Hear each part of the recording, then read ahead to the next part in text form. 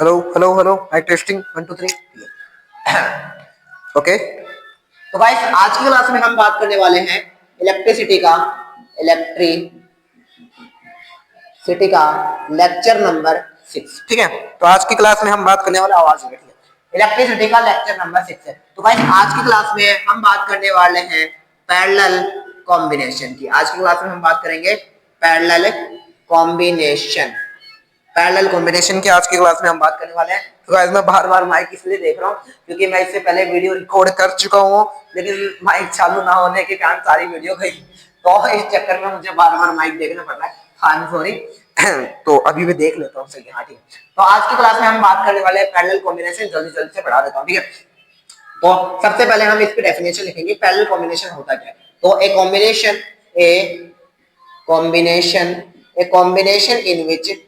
in which the first and the first and a combination in which the first and of all registers is connected is connected to one point to one point and second point and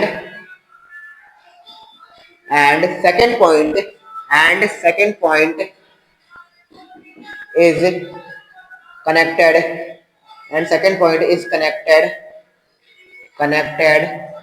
to another point is is called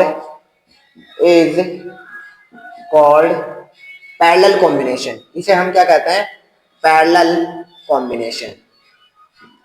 इसे हम parallel combination कहते हैं। अब होता क्या है, इसको मैं डायग्राम से समझाता हूँ। मैं डायग्राम थोड़ा सा छोटा सा साइड में बना लेता हूँ, ठीक है। 1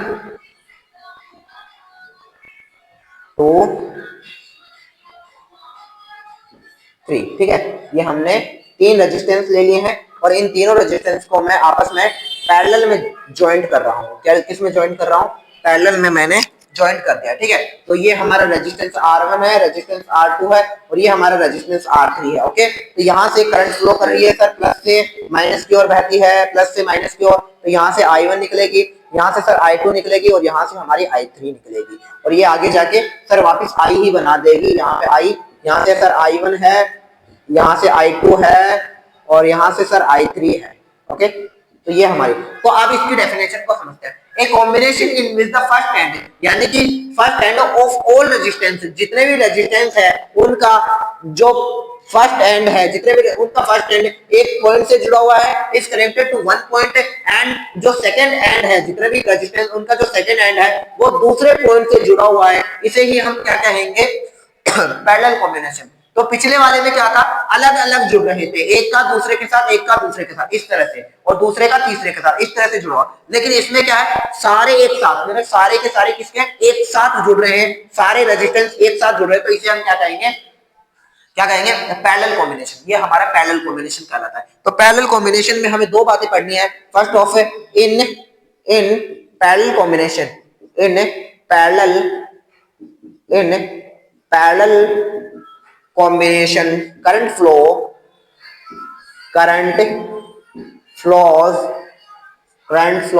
through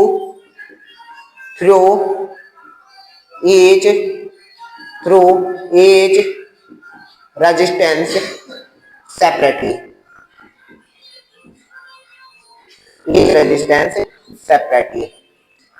through each resistance separately। अब इसकी लाइन को मैं समझाता हूं। तो ये क्या करना चाहता है? ए पैरेलल कॉम्बिनेशन, इन पैरेलल कॉम्बिनेशन में, पैरेलल कॉम्बिनेशन में current flows through each resistance separately, यानी कि जो करंट है वो अलग अलग बहती है। यानी R1 में I1 है, R2 में I2 है, R3 में I3 है। यानी कि जो करंट है वो सब में डिफरेंट फ्लो कर रही है, सेपरेटली फ्लो कर रही है, अलग अलग फ्लो कर रही है, ठीक है। तो यहां से हमें पहली बात समझ में आती है। अब दूसरी बात करेंगे, the potential difference, potential the potential difference the potential difference across the potential difference across each resistance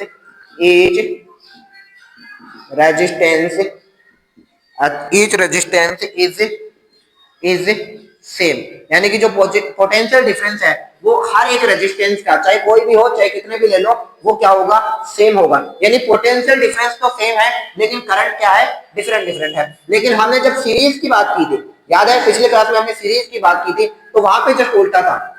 वहां पर हमारी तो करंट तो क्या थी, सेम थी, करंट सेम थी, लेकिन जो पोटेंशियल डिफरेंस है, जो पोटेंशियल डिफरेंस है वो क्या था, डिफरेंट था। वो क्या था, डिफर कर रहा था, डिफरेंट था। ठीक है, लेकिन इसमें पैरेलल में करंट तो डिफरेंट डिफरेंट है, सेपरेट सेपरेट फ्लो कर रही है, लेकिन जो हमारी पोटेंशियल, हमारा जो पोटेंशियल डिफरेंस है वो हमारा सेम है। तो दोनों डिफरेंट है, दोनों एक दूसरे के अपोजिट है, तो दोनों को याद रखना है। ठीक है, अब यहां से हम इसका वो क्या करेंगे, अब देखो सारी करंट डिफरेंट डिफरेंट है, तो हम यहां से टोटल करंट निकालेंगे, लेकिन उससे पहले मैं इसे थोड़ा सा मिटा देता हूं। तो आपने इसे नोट कर लिया होगा, मैं इसे मिटा रहा हूं। ठीक है तो अब मैं क्या करता हूं, मिटा देता हूं, और अब बात कर लेंगे टोटल करंट की। किसकी बात करने वाले हैं, टोटल करंट की।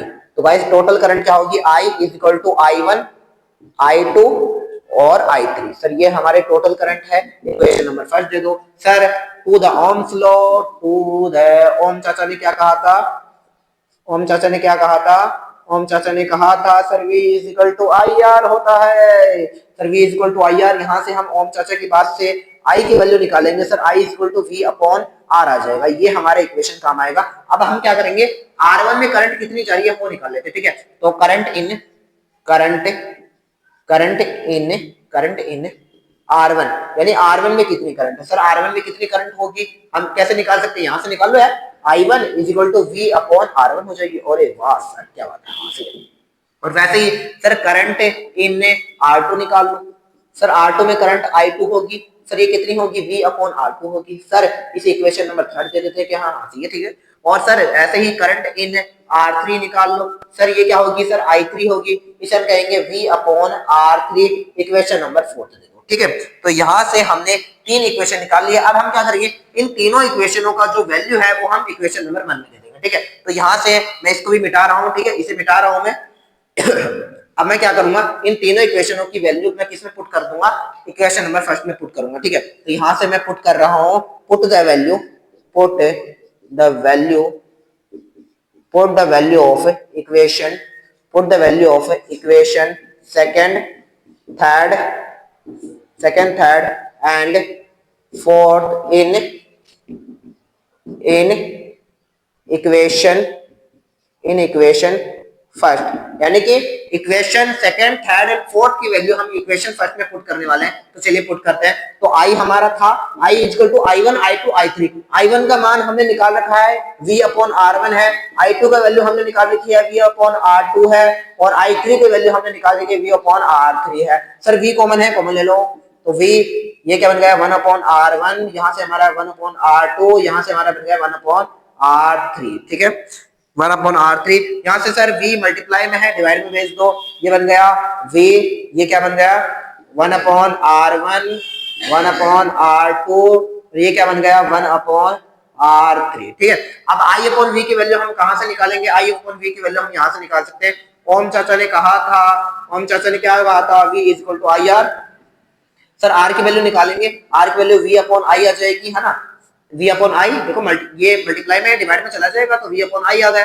सर एक काम कर दो, इनको पलट दो, पलट दोगे तो क्या आएगा 1 upon R is equal to, इसको पलटोगे तो I अपॉन V आएगा, I अपॉन V, यही हमारे काम का है। तो सर इसको नीचे ले गए, तो I अपॉन V की वैल्यू हमें क्या मिल रही है 1 अपॉन R, तो 1 अपॉन R रख दो, तो 1 अपॉन R। अच्छा चाहो तो आप इसे इक्वेशन में कुछ अलग इक्वेशन देके और यहाँ पे रख सकते हो, पुट द वैल्यू, इसको इक्वेशन तो इसकी वैल्यू इसमें पुट करने की एक लाइन दे सकते हो, बाकी आपकी मर्जी, जो करना चाहो आप कर सकते हो। ठीक है, तो यहाँ से बन गया R1, यहाँ से बन गया R2, यहाँ से बन गया R3।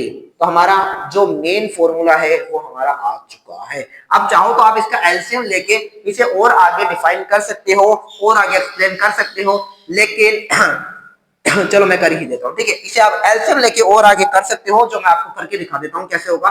तो एक बार मैं इस डायग्राम को मिटा रहा हूँ, आपने नोट तो कर ही लिया होगा। तो इसे एलसीएम लिया जा सकता है, क्या होगा कि 1 अपॉन R है, तो इन सारों का एलसीएम ले लो आप। एलसीएम लोगे तो सर R1 आएगा, R2 आएगा, R3 आएगा, सर यही आएगा। सर R1 से R1 कैंसिल होगा तो R2 R3 बचेगा, R2 R3 बच गया। सर एक काम करो, R2 से R2 कैंसिल होगा, R1 R3 आएगा, R1 R3, और वैसे ही यहाँ पे आ जाएगा R1 R2। हो गया। अब एक काम कर दो, इसको पलट दो, तो यहाँ पे R इक्वल टू क्या हो जाएगा, R1 R2 R3, और यहाँ पे हमारा आ जाएगा R1 R2, फिर R1 R2 R2 R3, और हमारा बच गया R1 R3, R1 R3। तो ये हमारा फॉर्मूला आ चुका है। तो वैसे तो मेन फॉर्मूला यही है, लेकिन कुछ बच्चे यहां तक भी चले जाते हैं, तो आप कैसे भी निकाल सकते हो कि जो पैरेलल कॉम्बिनेशन है, पैरेलल कॉम्बिनेशन में जो टोटल रेजिस्टेंस है हमें कुछ इस फॉर्मूले से या फिर कहो इस फॉर्मूले से, अगर ये वाला फॉर्मूला करोगे तो आपको कुछ वैल्यूज को यहाँ पे लेके आना होगा, बात यही होगी। तो या तो आप इसमें से जाओ या फिर आप इसमें से जाओ, किसमें से भी जाओ आपकी मर्जी, आप कहीं से भी जा सकते हो, ठीक है। तो गाइस यहां तक हमारा होता है सीरीज कॉम्बिनेशन खत्म, सीरीज भी खत्म हो गया और हमारा पैरेलल भी खत्म हो गया। तो जो most of the important topics है, वेरी वेरी इंपॉर्टेंट टॉपिक्स है, ये हमारे खत्म हो चुके हैं। इन पर न्यूमेरिकल पूछे जाएंगे, हो सकता है डेरिवेशन भी पूछ ले, तो डेरिवेशन भी पूछा जा सकता है और न्यूमेरिकल भी पूछा जा सकता है। तो न्यूमेरिकल की क्लास में आगे ले लूंगा, लेकिन फिलहाल आप डेरिवेशन पे ज्यादा फोकस करें, ठीक है। डेरिवेशन करें, जो थ्योरी है उनको पहले करें, न्यूमेरिकल छोटे बहुत सिंपल आएंगे, और जो भी हार्ड लेवल के जितने भी आ सकते हैं मैं न्यूमेरिकल्स करवा दूंगा। बोर्ड लेवल में जो भी न्यूमेरिकल आने वाले हैं वो मैं आपको करवा दूंगा। But first of the focus on this topic, यानी कि आपको सबसे पहले क्या करना, इस थ्योरी पे फोकस करना, ठीक है। थ्योरी पे फोकस करो और आगे के कुछ लेक्चर्स चलते रहेंगे। फिलहाल ज्यादा से ज्यादा आपका जो कोर्स है वो करवाने की कोशिश की जाएगी। हम कोशिश कर रहे हैं कि आपका जो फिजिक्स के 4 चैप्टर हैं, फिजिक्स के जो 4 चैप्टर हैं उनको हम पहले करवाएं, फिर हम केमिस्ट्री की ओर चलेंगे। वैसे तो केमिस्ट्री के हमने जो पेपर जो हैंड रिटन क्लास है वो हमने पहले ले रखी हैं, लेकिन मैं कोशिश करूंगा उनकी वैसे भी क्लास ले लेंगे, और फिर बचा हुआ हमारा बायोलॉजी देखेंगे। अगर हमारा बायोलॉजी हो सके तो ठीक, नहीं तो मैं इनकी वन शॉट क्लास आपको दे दूंगा, वन शॉट क्लास मैं आपको दे दूंगा। तो तब तक है आप प्लीज इन थ्योरीज को पढ़ते रहें, नोट करते रहें और न्यूमेरिकल निकालते रहें। ओके गाइस, मिलते हैं नेक्स्ट वीडियो में।